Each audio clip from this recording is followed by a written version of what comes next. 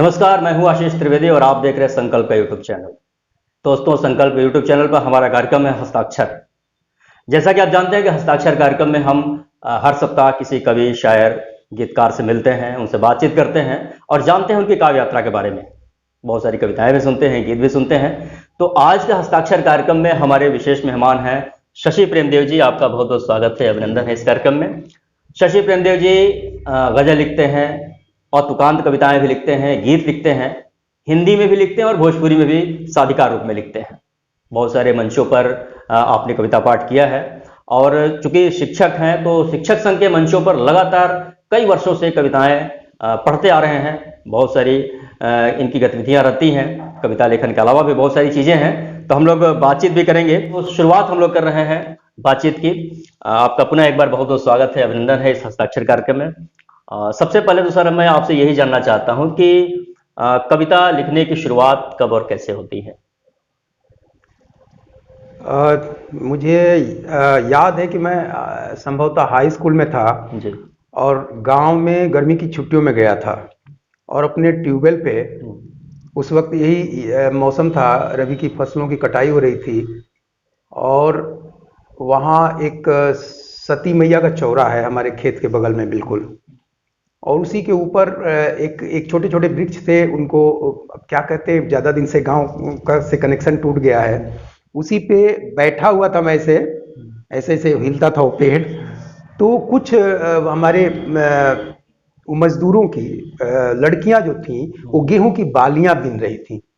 तो जहाँ तक मुझे याद है पहली कविता यही मैंने लिखी थी और जो शायद निराला जी की कविता से प्रभावित होगी कि बीनती सूखी लकड़ियां। हालांकि उस वक्त ये शब्द ऑब्जेक्शनेबल नहीं था, आम भाषा में था, वे चमारों की लड़कियां, है ना।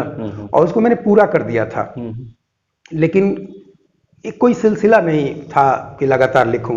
तो मुझे खुशी हुई और उसको संभवतः मैंने बाबा जी को अपने दिखाया, जिनके मैं ज़्यादा क्लोज था। पिताजी से आज भी मैं बहुत डरता हूँ, हालांकि वो बहुत स्नेह देते हैं लेकिन बहुत गंभीर आदमी है। तो बाबा जी मुझे सराहते थे, लेकिन सीरियसली मैंने कविता को 2005 में, बहुत बाद में लिया है। 2005 में सच कहिए तो लिया, जब यहाँ शिक्षक संघ का एक बड़ा कार्यक्रम हुआ था और हमारे सारे एमएलसी आए हुए थे और उसमें मुझे स्वागत गीत लिखने की जिम्मेदारी दी गई थी और वो इतना लोकप्रिय हुआ। और उसके बाद रातों रात फिर मुझे पूरे प्रदेश के लोग जान गए और मुझे इस लखनऊ स्पेशली राज्य सम्मेलन में बुलाया गया और वहाँ भी मैंने काव्य पाठ किया। फिर सबने उस स्टैंडिंग ओवेशन दिया, तो उससे मुझे लगा कि मैं कुछ लिख सकता हूँ, मुझे इसे सीरियसली लेनी चाहिए। यही है। शशि प्रेमदेव जी अंग्रेजी के प्राध्यापक हैं, लिखते हैं हिंदी में और भोजपुरी में कविताएं।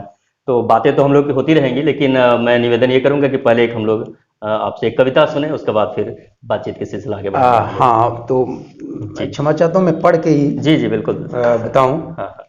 तो ये मेरे दिल के बहुत करीब है जी।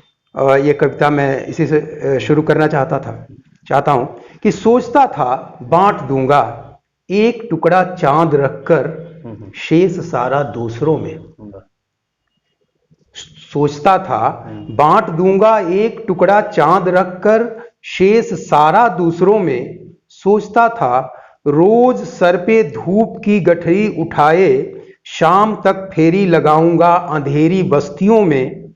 एकला ही और लौटूंगा लिए अनगिन दुआएं। सोचता था प्यास से ज्यादा नदी रखकर करूंगा क्या भला मैं। सोचता था प्यास से ज्यादा नदी रखकर करूंगा क्या भला मैं। खोल दूंगा बंध तट के और प्यासे ऊसरों तक तृप्ति को विस्तार दूंगा। सोचता था राह रपटीली हो कितनी भी नहीं, लेकिन कभी मैं झूठ का अवलंब लूंगा। बेहिचक बेखौफ सच की रहबरी में मैं चलूंगा, सच कहूंगा सच लिखूंगा। सोचता था हर सुबह हर शाम दिन भर सोचता था, सोचता ही रह गया अफसोस लेकिन उम्र भर में। क्या बात है, बहुत बहुत अच्छी कविता। और शशि प्रेमदेव जी की एक पुस्तक गजल संग्रह आई थी, आंखों से चिल्लाई थी वो, और अभी 2 पुस्तक आने वाली है, बाथरूम में बिंदिया और हुले लेले भोजपुरी हुले लेले करत रहा। हुले लेले करत रहा, ये भोजपुरी गीत संग्रह है। अच्छा, तो हिंदी में भी लिखते हैं, भोजपुरी में भी लिखते हैं शशि प्रेमदेव जी। एक चीज़ तो मैं ज़रूर जानना चाहूँगा कि आमतौर पे ये चीज़ें आती हैं कि जब हम लोग कविता लेखन में आते हैं, कहानी लेखन में, मतलब साहित्य सृजन के क्षेत्र में आते हैं या फिर कला संस्कृति के क्षेत्र में आते हैं, तो डांट भी पड़ती है। हाँ। कभी ऐसा मुझे अवसर? लगता है कि हाँ, जी। जिन परिवारों से हम आए हैं जी। उन परिवारों की सोच परंपरागत हो जाती है। हम्म। भले ही हमारे पेरेंट्स पढ़े लिखे हों या कम पढ़े लिखे हों, जी।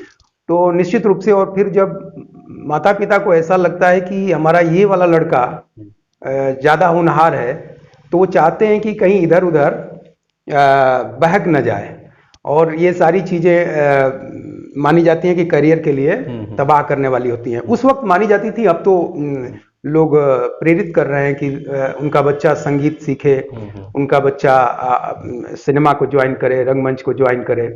लेकिन उस दौर में ये चीज़ें कठिन थी। और पापा जी ने खुल के तो नहीं, लेकिन एक बार मेरी मौसी जी ने जरूर कहा, जो मेरी चाची भी हैं, कि उन्होंने भोजपुरी में ही कहा कि जितना समय तू बर्बाद करल है कुल लेके बैठल रहला कहने का अकेले, उतना और पढ़ता तो तू तेज हुआ पढ़े में, जी। कुछ कह लेता। और एक बार पिताजी के भी डांटने पे मैंने ये बलिया में ही, हम लोग 1975 में परमानेंटली यहाँ आ गए, तो मैंने वो जो शहर का पानी बाहर निकलता है, नदी हमारे घर के पास थी, अब तो उसकी भी दुर्दशा है, वो नदी के नाम पे नाला बचा हुआ है, उसमें अपनी वो सारी डायरी फेंक दी थी। अच्छा। हाँ, और खूब रोया था। ओहो। तो उस वक्त मेरी बुआ थी, तो मुझे वो आज भी हैं, वो कलकत्ता में जी। बहुत मानती हैं, मैं उनको अपनी माँ के समान ही मानता हूँ, तो उन्होंने बहुत समझाया। तो ऐसा चला, शायद इसीलिए बीच में गैप आ गया था।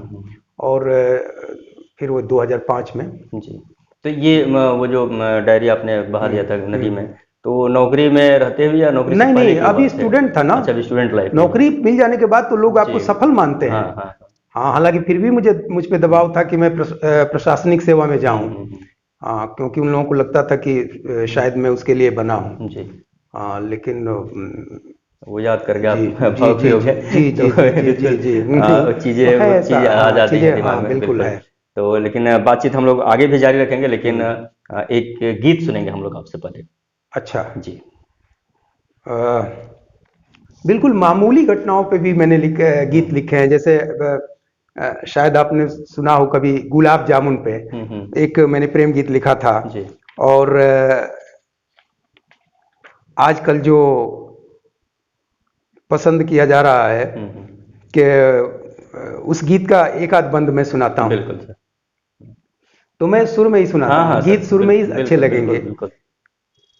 कि गीत सुनकर मेरे सच कहूँ तो प्रिय, जब कभी तुम बजाती हो यूं तालियां। वाह।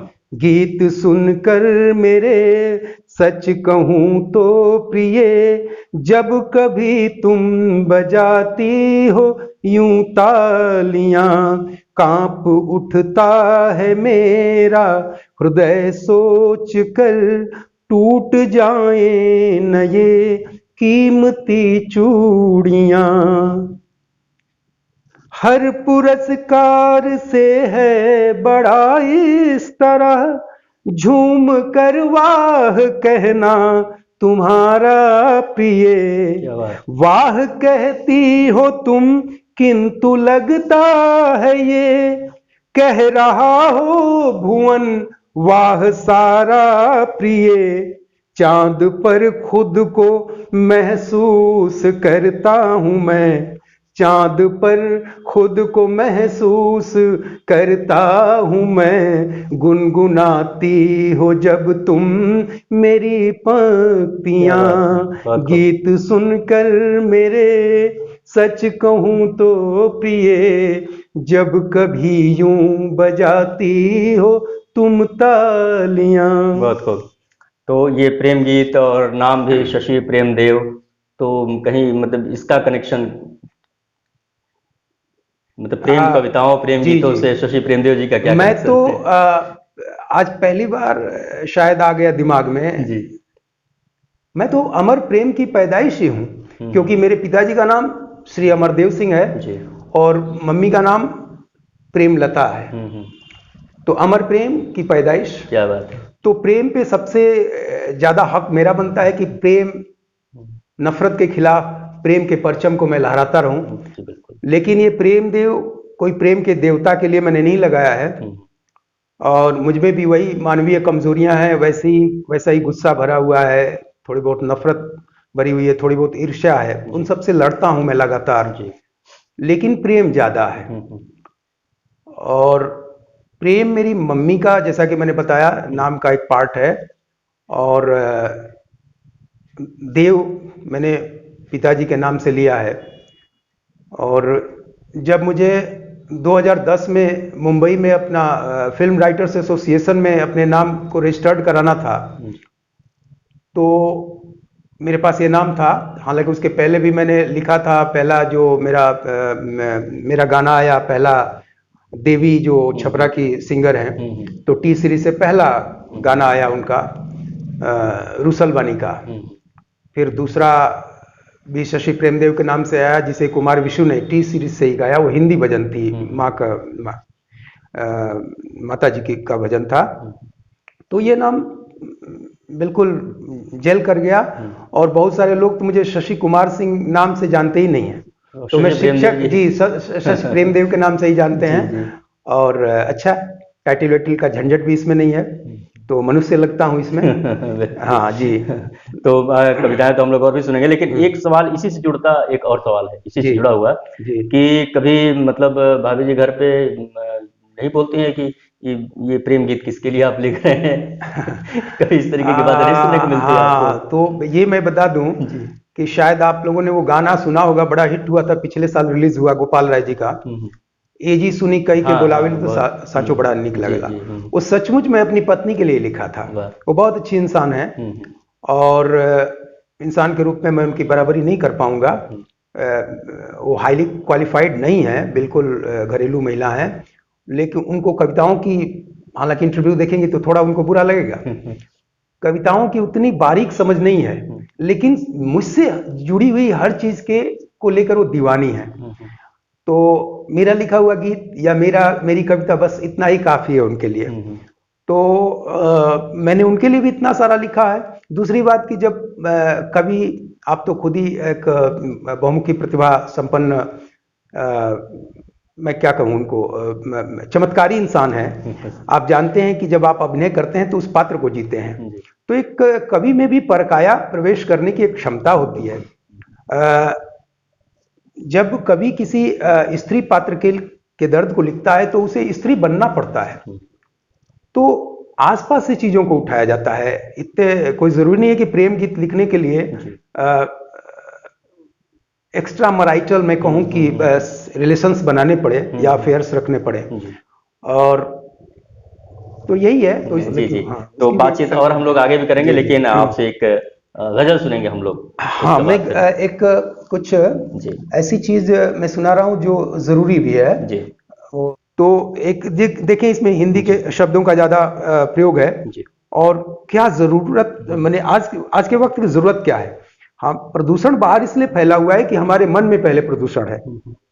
तो उसका कि देखें कि प्रेम का जिसके हृदय में संचरण हो जाएगा, प्रेम का जिसके हृदय में संचरण हो जाएगा, निष्कलुष उस व्यक्ति का अंतःकरण हो जाएगा।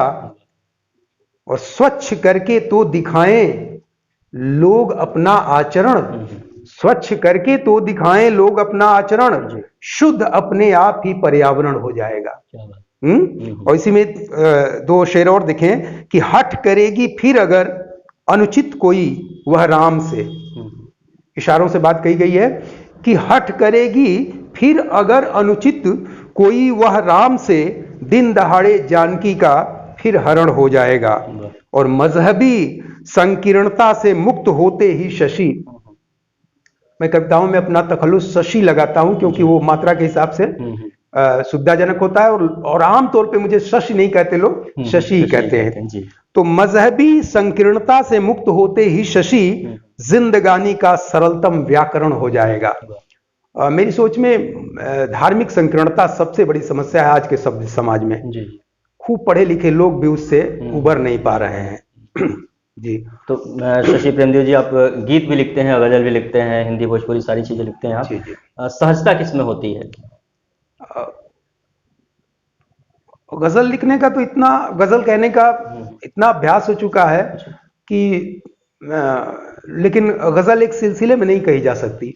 एक शेर उतरता है, फिर हो सकता है कि वो कई महीने या कई हफ्तों फिर वो दूसरा उस सिलसिले में शेर न बन पाए। हुँ, कभी-कभी होता है कि बन भी जाती है पूरी मुकम्मल गज़ल। हुँ, हुँ, तो गज़ल में ये आज़ादी भी है कि आप अलग-अलग शेरों में हुँ, मुख्तलिफ बातें कर सकते हैं, उसमें अलग-अलग चीज़ें एकदम बिल्कुल विरोधाभासी चीज़ कह सकते हैं। गीत में ऐसा नहीं है, उसमें एक सीक्वेंस रहता है, एक क्रमबद्धता रहती है। जी।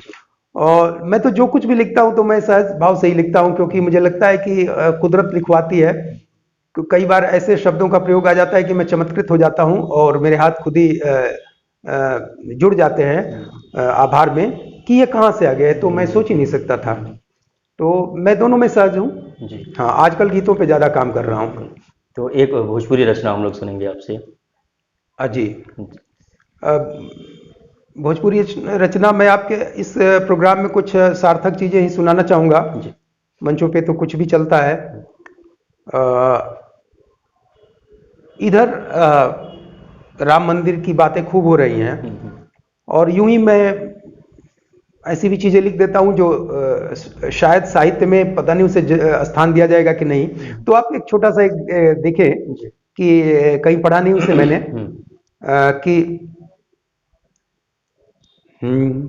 जब ले मन में बसई न राम के, वाह! जब ले मन में बसई न राम के, भव्य मंदिर भला कौन काम के। क्या बात है। जब ले मन में बसई न राम के, भव्य मंदिर भला कौन काम के। हाल सुधरी ना जब ले अवाम के, हाल सुधरी न जब ले अवाम के, भव्य मंदिर भला कौन काम के। कहला से खलिसाना राम राज आई, वाह! अढेला पर चढ़ले आकाश ना भेटाई। रटला से खलिसाना राम राज आई, ढेला पर चढ़ले आकाश ना भेटाई। बदली न जबले रहन चाल मनई, दुनिया से तबले न जाई बुराई। खईब जबले कमाई हराम के, क्या बात! खईब जबले कमाई हराम के, तबले पूजा नमाज कौना काम के। बहुत खूब। जबले मन में बसई न राम के। बहुत खूब। तो ऐसी चीजें मैं लिखता हूं जी, तो जी। परवाह नहीं करता कोई क्या कहेगा। नहीं, वो और तो मुझे, मैं कवि हाँ। शायर तो जी। बिल्कुल जो बात सच अपने ज़हन में जो चीज़ें हाँ। आती हैं तो वो निकल ही जाती है, वो चीज़ें आती जी। ही हैं। और एक आखिरी सवाल मैं लेना चाहूँगा कि जो हमारी आने वाली पीढ़ी है, जो नई पीढ़ी जो लेखन के क्षेत्र में है या आना चाहती है लेखन के, उनको आप क्या संदेश देना चाहेंगे? अब मैं तो एक शिक्षक हूँ, हुँ, पिछले 3 दशकों से यही काम करते आ रहा हूँ। हुँ, और तो मैं तो सबसे पहले चाहूँगा कि कोई भी आदमी किसी भी क्षेत्र में जाना चाहे, या कोई भी हॉबी उसकी है या कोई जुनून है, हुँ, सबसे पहले उसका उद्देश्य होना चाहिए कि वह एक अच्छा इंसान बने।